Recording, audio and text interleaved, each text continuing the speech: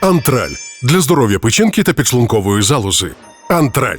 Загалом вдалося стабілізувати ситуацію на півночі Харківщини. І там, як ми знаємо, окупанти намагаються атакувати в першу чергу зараз Вовчанськ.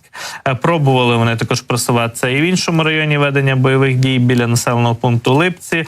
Ми спостерігаємо на мапі Deep State і сьогодні зранку ту ситуацію, що лінія бойового зіткнення у цих двох районах проникнення росіян у прикордонні райони на півночі Харківщини, загалом лінія бойового зіткнення не змінилася. Окупанти і далі присутні у північній частині Вовчанська, також намагаються пробиватися до центру міста.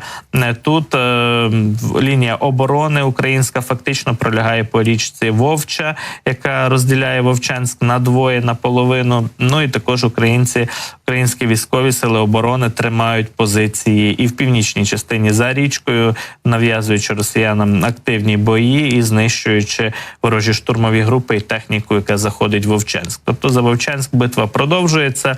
Поруч у нас бої тривають біля села Бугруватка. Це район річки Сіверський Донець на захід від Вовчанська, де окупанти прагнуть захопити переправу в районі Бугруватки і сусіднього села Приліпка з метою перетнути річку у бік Вовчанська. Тут бої продовжуються. Біля Липців, в районі сіл Глибоке і Лук'янці у нас теж продовжуються ворожі штурми. Ми бачимо напрямки цих штурмів і на мапі. Отже, йде мова про відрізок приблизно до 10 кілометрів фронту, де окупанти все ще атакують, проводять штурмові дії, але вже багато днів без якогось успіху і просування. Про Харківщину говорив у своєму зверненні вчора надвечір і президент Зеленський. Каже, що результати знищення ворога на півночі Харківщини відчутні доволі таки, наш глава держави. Ну і також виокремив інші напрямки фронту президент України, де зараз активні бойові дії відбуваються. Можемо фрагмент звернення зараз почути стосовно ситуації на фронті. Покровський напрямок та інші Донецькі напрямки, Краматорський, Курахівський зараз залишаються надзвичайно складними, і там найбільше бої.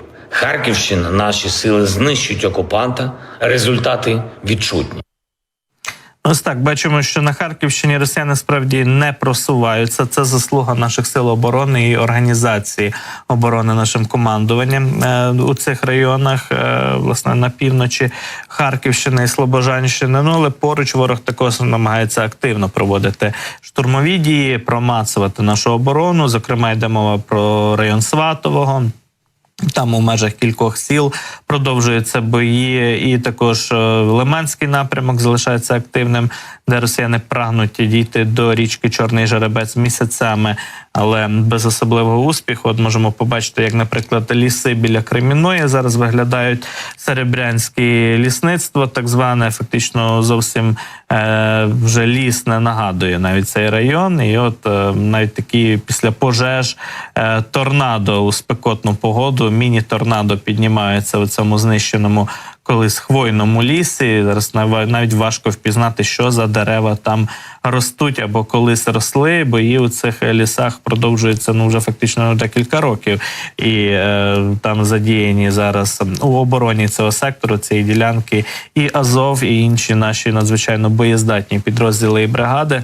Ворога не пускають на Лиман, на річку Чорний Жеребець.